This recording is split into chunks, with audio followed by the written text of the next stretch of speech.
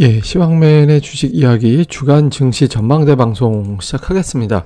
그러니까 지난주 글로벌 증시는 그렇게 큰 흐름은 없었거든요. 그러니까 유럽이 2% 안쪽으로 주요국 증시들이 빠졌고 그 외 나라들도 뭐 그러니까 1% 전으로 오르거나 내렸어요. 그러니까 이제 지난주에 뭐 그렇게 크게 올라갔거나 뭐 크게 빠지거나 이제 그런 나라 없었고 독특한 거는 우리나라 코스닥이 그러니까 주요국 증시에는 제일 많이 빠졌습니다. 그러니까 3% 이상 하락한 나라가 거의 없거든요. 근데 코스닥만 이제 3% 이상 빠졌고 코스피도 지난주에는 이제 강보합 정도 됐죠. 그러니까 주식시장 글로벌 전체 주식시장을 놓고 보면 큰 방향성이 없는 흐름이 지난주에 나타났다. 이렇게 보면 될 것 같은데 이번 주 같은 경우는 해외 쪽에서는 뭐 굵직한 변수가 한 두 가지 정도 있죠. 그러니까 하나는 미국 대선, 그 다음에 이제 또 하나는 이제 코로나 이렇게 보면 될 것 같은데 우선 이제 대선부터 살펴보면 현재까지 여론조사는 뭐 바이든이 우세한 상태가 그대로 유지되고 있습니다. 특히 이제 TV 토론 이후에 또 이제 별다른 변화가 없거든요. 그러니까 지금 지난 주말 기준으로 여론조사 평균치를 따졌을 때 바이든이 50.7%, 그러니까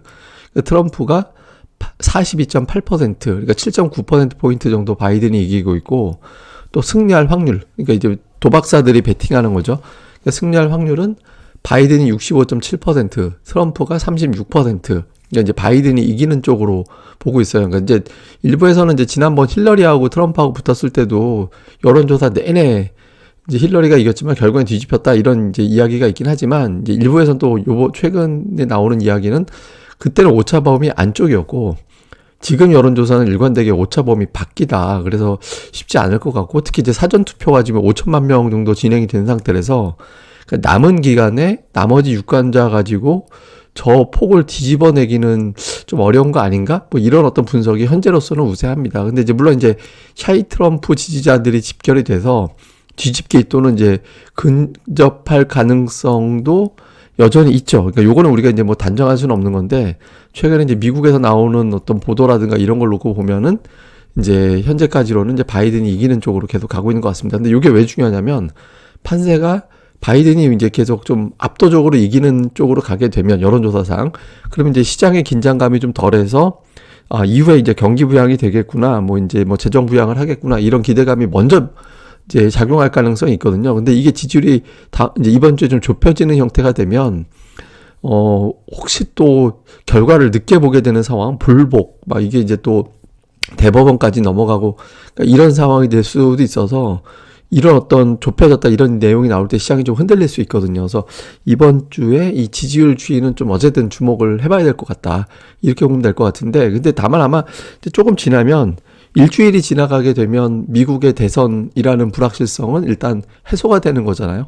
그러니까 과거 패턴을 보면 우리나라하고 이제 미국 시장 그러니까 S&P 500 기준으로 그다음에 우리나라 코스피 기준으로 보면 대선 10일 정도 전까지는 시장이 좀 부진했어요. 일주일 정도 전까지는 이제 시장이 좀 부진했다가 직전에 반등했다가 직후에 대선이 땅 끝나면 또 하락했다가 또 대선 한 10일 정도 지나면 그다음부터 이제 상승세로 가는 그런 패턴을 보였었거든요. 그러니까 평균적으로 볼 때.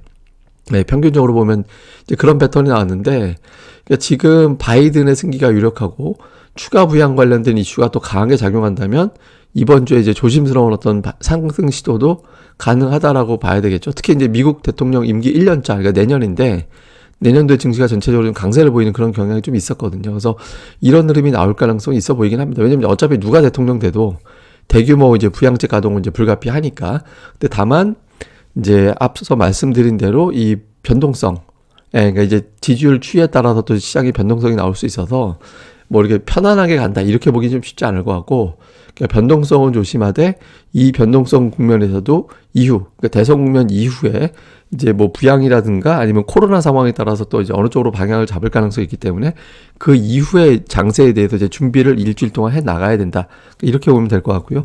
그다음에 뭐 자연스럽게 이제 코로나 이슈로 넘어가게 되면 지금 우려, 치료제, 백신 이게 이제 공존하는 그런 상황이 됐잖아요.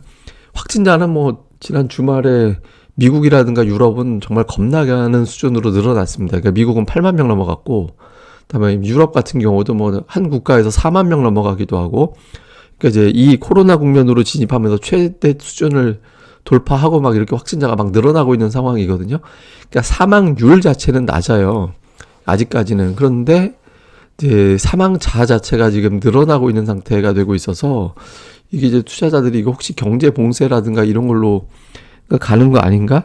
그러니까 이런 어떤 우려가 이런 것들을 지금 갖고 있는 그런 상황으로 가고 있거든요. 그래서 요 부분들에 대해서 이제 조금 투자자들이 좀 긴장을 하고 이 경제에 또 안 좋은 영향을 줄 수도 있지 않나 이런 어떤 걱정이 되고 있습니다. 그러니까 이게 지금 관건은 이게 그 확진자가 늘어나는 거 대비 주식시장이 지난주에 좀 덜 빠지고 시장에서도 그렇게 쉽게 봉쇄를 안 하는 게 치료에 대한 노하우가 생기면서 이제 사망률이 떨어졌기 때문에 아직까지는 저렇게 버티고 있는 거거든요. 근데 이게 사망자 수가 막 증가가 돼서 병원에서 이제 중증 치료자 수를 더 이상 감당을 못하는 수준까지 되면 중증 환자가 늘어나면 안 되니까 봉쇄로 갈 수밖에 없거든요. 그러니까 그 임계점까지 과연 이번 주 넘어가느냐.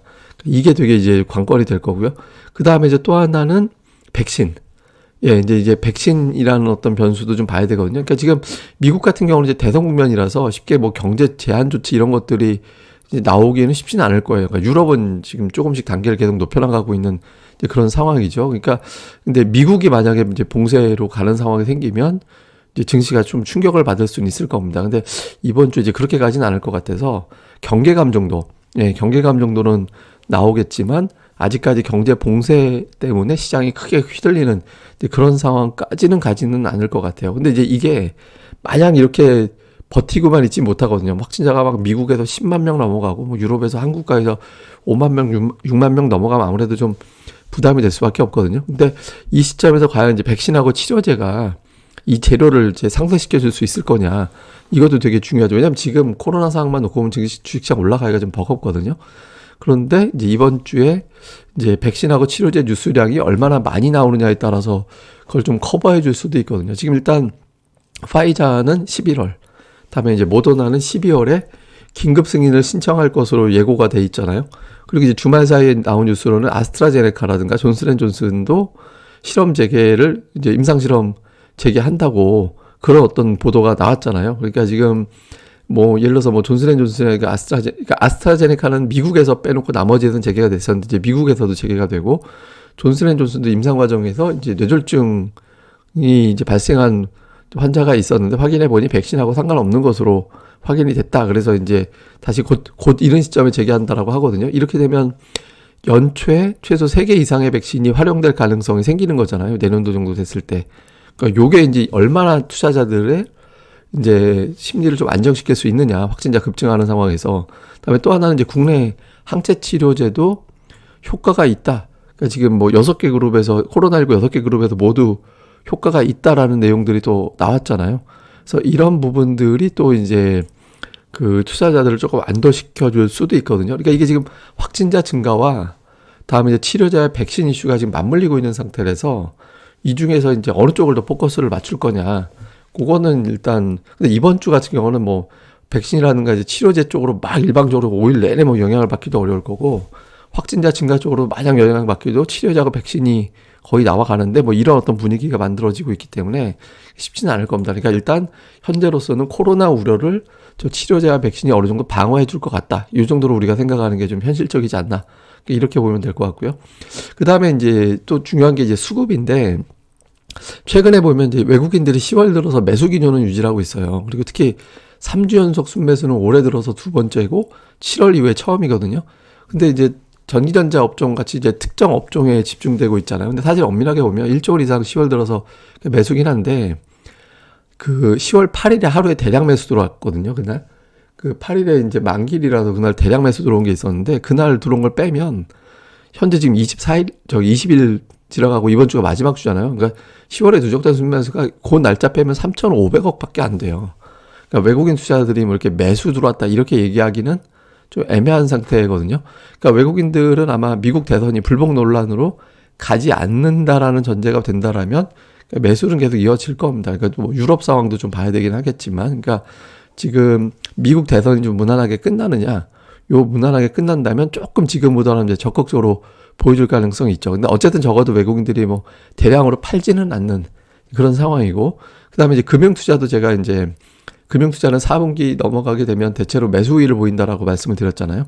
그러니까 이게 또 아마, 그러니까 물론 매일 매수하지는 않을 거예요. 근데 일단 매수 우위를 연말까지는 이어나갈 가능성이 있거든요. 그래서 이 금융투자나 외국인들은 대형주 매수하는 쪽이잖아요. 그러니까 연말까지는 대형주 쪽은 비교적 수급이 상대적으로 안정적인 상황은 유지가 될 겁니다. 그러니까 외국인들이 만약에 외국인들이 적극적으로 매수한다면 뭐 대형 수출주들 이런 것들 쭉쭉 힘있게 몰고 올라갈 텐데, 외국인들이 소극적이고 금융투자가 매수하고 이런 형태로 갔다 보니까 시장이 최근에 저PBR주, 뭐 배당주 이런 쪽으로 매수가 붙어 있잖아요.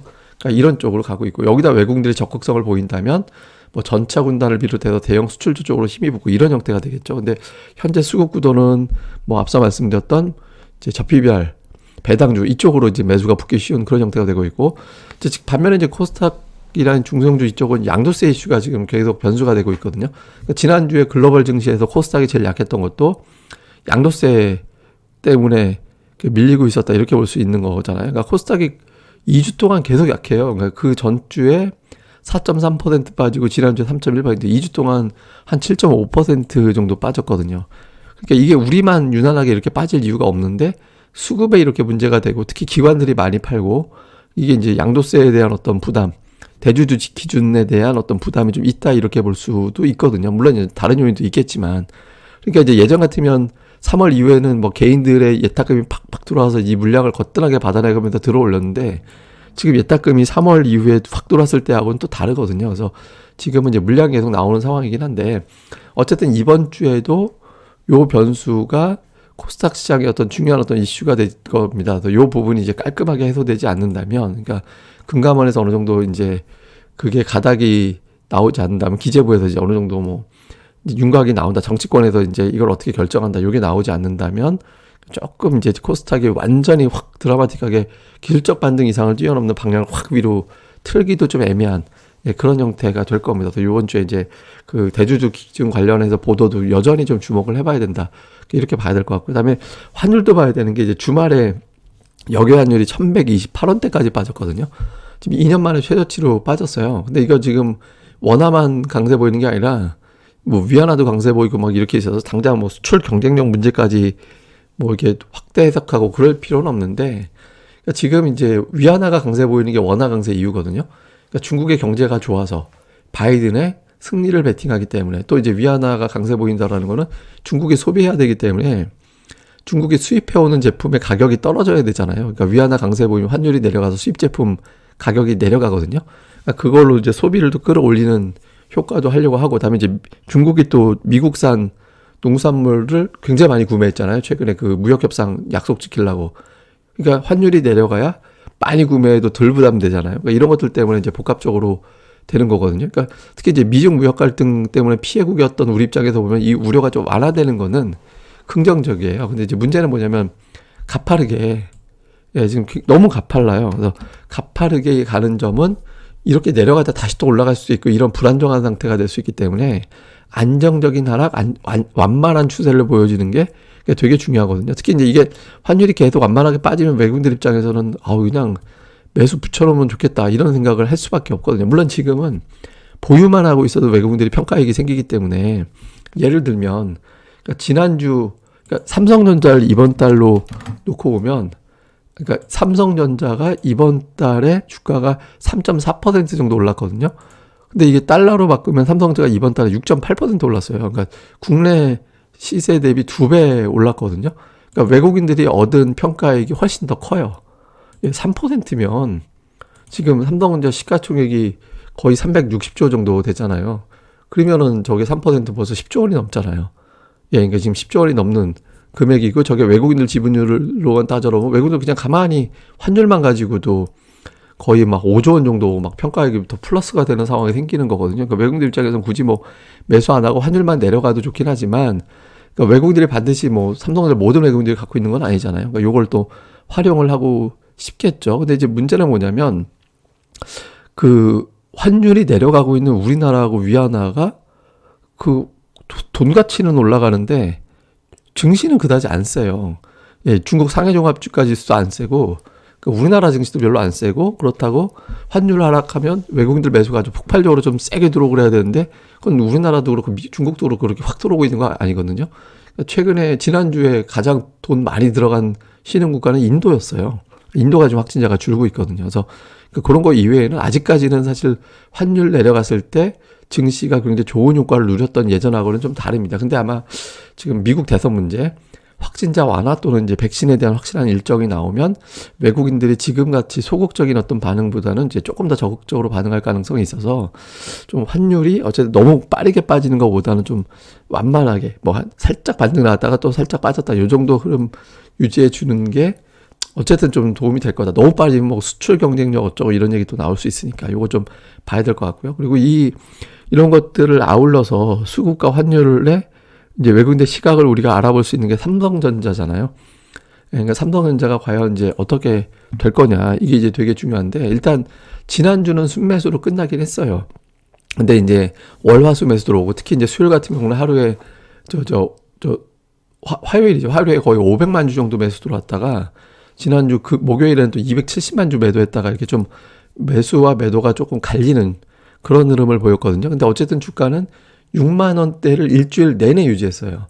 그러니까 삼성전자가 6만 원을 일주일 내내 유지하기가 사실은 되게 힘든 주식이거든요. 이게 은근히 그 압박이 있어가지고 삼성전자라는 종목 자체가 되게 독특해요. 그래갖고 이제 6만 원만 넘어가면 막 때리고 막 이런 어떤 경향이 좀 있었거든요. 그래서 이게 되게 어렵습니다. 그러니까 올해 연초에 한번 그러니까 6만 원대 이상에서 이제 조금 머무른 적이 있었죠. 근데 그때도 딱 그 하루 사이에 하루에 5만 9천 원 빠졌다가 다시 밀고 올라가서 닷새 동안 내내 일주일 내내 이제 그때 이제 만들어서 버텨내지를 못했었거든요.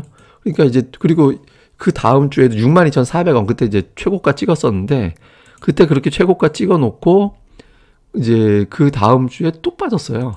예, 그 다음 주에 한 방에 또 내려와가지고 그러니까 일주일 내내 이제 6만 원 하는 게 한 번 정도밖에 없었습니다. 그러니까 굉장히 좀 어려운 거를 일단 버텨내긴 한 거예요. 근데 어쨌든 6만 원에서 버텨내고 고점 돌파 시도까지 나오면 이제 증시가 조금 더 안정될 수 있겠죠. 그러니까 자체 실적이 삼성전자가 잘 나왔고 하이닉스, 인텔 딜 효과를 삼성전자도 좀 누리거든요. 그러니까 낸드 업체가 좀 줄어들어서 그 하이닉스가 투자 규모 기존에 디램 투자를 많이 할 수가 없게 됐잖아요. 한 10조 정도 투자하다 보니까 저기다만. 그러니까 이제 그럼 공급 과잉도 또 우려가 또 완화가 될 수 있거든요. 그리고 증시가 괜찮을 거다라는 기대감 맞물려서 삼성전자가 좀 버티고 있는데 어쨌든 뭐 제가 거듭 말씀드리지만 삼성전자는 증시를 끌고 가는 측면보다는 응원단장 역할을 해야 되는 종목이다. 그러니까 지난주에 버텨주면서 삼성전자가 적어도 안 빠지는 흐름 나오니까 철강, 금융, 화학, 증권, 뭐 보험 이런 어떤 저 PBR 배당주들의 상승이 만들어졌잖아요. 삼성전자가 지난주에 빠지면서 지수 끌고 내려갔으면 저렇게 여러 개 올라가지 못했을 거예요. 그러니까 이번 주에도 삼성전자의 흐름이 잘 나온지 여부가 종목들의 어떤 종목 장세를 코스피의 종목 장세를 만들어낼 수 있는 그 에너지가 될 수 있기 때문에 이번 주에도 삼성전자가 계속 버티느냐. 그러니까 지난주에 6만 원 하루도 안 빼고 종가 기준으로는 6만 원을 버텨냈는데 이번 주에도 6만 원 이상으로 해서 2주 연속해도 6만 원 이상 간 적이 없었거든요. 이번 주 과연 그걸 만들어내느냐. 그러면 이제 지수가 조금 안정화할 수 있다. 이렇게 보면 될 것 같고요. 그리고 이번 주 전체적으로 뭐 종합해서 보면 위로 강하게 치고 나갈 만한 동력이 당장은 사실은 없죠. 예, 미국 대선 결과 좀 잘 나오고 그래서 막 바로 추가 부양 관련된 강력한 메시지가 나오고 백신이 승인되는 1호 백신이 이제 나와버리고 그러니까 이래버리면 이제 모멘텀이 생기겠죠. 근데 단기로는 대선, 코로나, 연말 매물 그러니까 이런 변수가 있어서 뭐 변동성 자체는 어쩔 수가 없습니다. 이번 주에도. 그래서 이제 근데 또 악재도 그렇다고 뭐 대단한 악재도 새로운 건 별로 없거든요. 뭐 코로나 확진자 증가는 이제 더 이상 뭐 시장에서 뭐 충격적인 재료는 아니잖아요. 맨날 봤던 재료이기 때문에 그래서 그것도 굉장히 충격적인 악재는 아니라서 뭐 이게 대단한 어떤 악재가 터져서 하락으로 완전히 전환할 가능성도 현재로서는 그렇게 높아 보이진 않거든요. 그래서 지금은 변동성, 반등 시도 요게 이제 반복될 가능성이 높다. 그리고 이제 특히 이번 주에 좀 코스닥을 잘 봐야 되는 게 코스닥이 이제 지난주에 이제 하락했잖아요. 근데 제가 이제 계속 말씀드리지만 코스닥이 올해 들어서 한 번도 3주 연속에서 하락한 적이 없었어요. 예, 그러니까 마지막으로 3주 연속 하락한 게 작년도 11월 이제 넷째 주, 다섯째 주, 그 다음에 이제 12월 첫째 주, 요때 이제 3주 연속에서 하락한 적이 있었고, 그 뒤로는 한 번도 3주 연속해서 하락한 적이 없었습니다. 그러니까 코로나 터져서 이제 2월 말 막 그때부터 급락할 때도 2주 빠지고 한 주 양봉 나오고 막 그랬을 상황이었으니까. 그러니까 이번 주에 과연 그렇게 될 거냐. 지금 특히 지난주에 이제 주봉에서 20주선을 깨고 내려갔거든요. 20주선 마지막으로 깨고 내려간 것도 4월 이후에 또 처음이었어요. 그때 이탈하고 나서는. 그러니까 여기서 이제 좀 플러스를 어쨌든 이제 좀 이번 주에 좀 플러스를 내주고 이런 흐름이 나오는 게 되게 중요하거든요. 그래서 코로나가 이번 주에 이제 양도세 변수를 딛고 좀 반전이 나올 정도의 힘이 나오느냐. 특히 이제 9일 중에서 8일 동안 하락 종목이 더 많았거든요. 그래서 이번 주에 좀 상승 종목 수를 좀 늘리면서 이제 이 흐름이 좀 나와주는 게 중요하죠. 그러니까 제가 코스닥을 어차피 지금 한 이틀 정도 크게 맞으면 과매도로 바로 내려가기 때문에 그러니까 반등 시도하는 종목군들이 수시로 막 늘어나는 시도가 나올 만은 하거든요. 근데 지금 이제 뭐 광범위하게 확 올라가기보다는 그러니까 집중도가 좀 기관이 상당히 좋습니다. 그러니까 기관들이 매수를 집중적으로 붙이고 있는 종목군들, 뭐 코스피 최근에 뭐 저PBR 배당 이런 거 전부 다 기관들이 붙은 종목들이거든요. 코스닥도 기관들의 승률이 좋아요. 그래서 기관들의 수급, 다음에 이제 실적 시즌이니까 그러니까 실적에 대한 내용, 그러니까 이런 것들이 이제 좋은 종목군들이 확실하게 이제 힘이 좀 세거든요. 그래서 그러니까 이런 종목들 중심으로 이제 좀 종목별 대응이 필요하다. 그러니까 지금 이렇게 업종이 전체적으로 와 하고 밀고 올라가는 거는 그러니까 쉽지는 않습니다. 그러니까 요 흐름보다는 이제 지금 그 여러 가지 어떤 정책적인 어떤 수혜들도 뭐 막 나올 수 있잖아요. 그러니까 미국 대선 이제 끝나고 나면 제가 아까 말씀드린 게 이번 주보다는 이번 주 이후에 대선 결과, 물론 이제 대선 결과 이후에 엄청난 노이즈가 생길지도 모릅니다. 그건 우리가 예상할 수는 없지만 어쨌든 노이즈 끝나고 나면 이제 어떤 정책에 대한 어떤 이슈, 돈 많이 풀린다는 이슈로도 집결하게 되거든요. 그래서 그러니까 이걸 대비해서 과연 이제 큰 매수세들이 어느 쪽에 붙어서 몰아가고 있느냐, 이런 걸 좀 집중적으로 관찰하는 그런 한 주가 될 필요가 있는 것 같습니다. 그럼 또 이번 한 주 또 잘들 보내시고요. 저는 또 다음에 뵙도록 하겠습니다. 감사합니다.